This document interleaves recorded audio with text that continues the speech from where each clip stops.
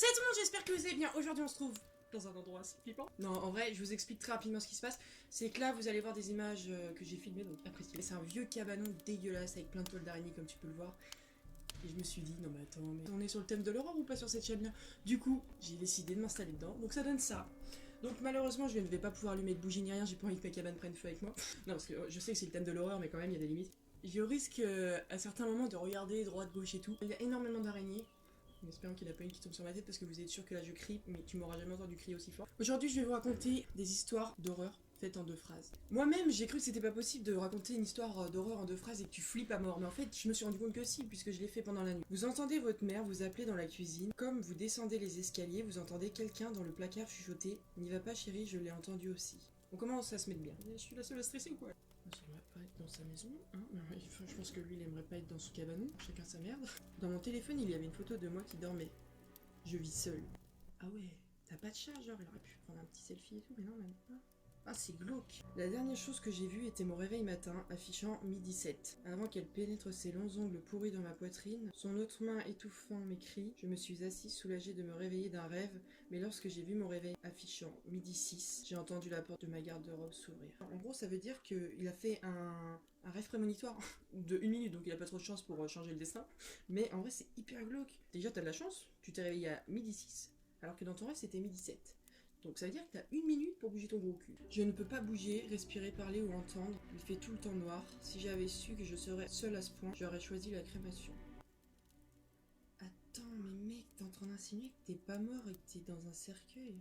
Ah, c'est hyper bizarre. Je sais pas si ces histoires se sont vraiment passées. Bon, j'espère pas pour la plupart des gens qui l'ont écrit. Ça va, s'il y a Gasper là-dedans, ça me dérange pas. Mais si tu vois, je sais qui tu es, tout ça, non, partez d'ici. Je me réveille et tout semble étrange. C'est trop calme dehors. Je regarde par la fenêtre et je vois plusieurs personnes immobilisées qui regardent ma maison. C'est bizarre que ça fasse ça quand même, non? Genre la luminosité, elle s'allume, elle s'éteint. Ah, celle-là, je l'ai lu avant de faire la vidéo et je vous jure, ça m'a mis mal. Ma soeur m'a dit avoir vu des empreintes de doigts sur la fenêtre qui n'étaient pas là avant. En y regardant de plus près, j'ai vu qu'elles venaient de l'intérieur de la maison. Après, c'est sûr que si tu veux pas te faire flipper, tu te dis oui, c'est ta soeur qui te fait une blague, mais moi je veux vraiment rentrer dans le sujet de l'horreur. C'est hyper sombre. Celle-là, elle est horrible.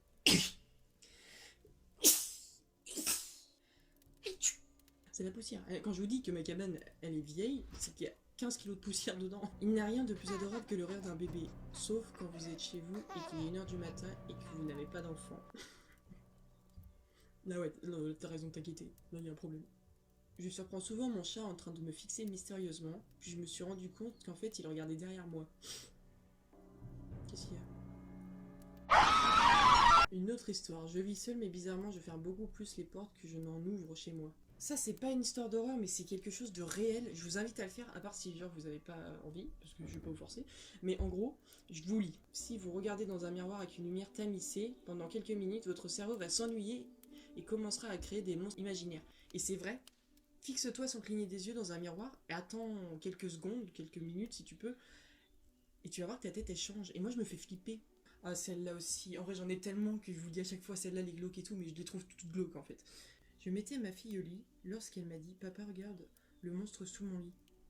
Amusée, je me baisse pour jeter un œil et je vois ma fille sous le lit terrifiée. « Papa, il y a quelque chose sur mon lit ». Alors moi ce que je fais c'est que je prends ma fille, puis je fais ça sur le lit. J'espère que ça vous aura plu, n'hésitez pas à me dire si vous voulez une autre vidéo dans le cabanon. Moi ça me dérange pas, du moment que...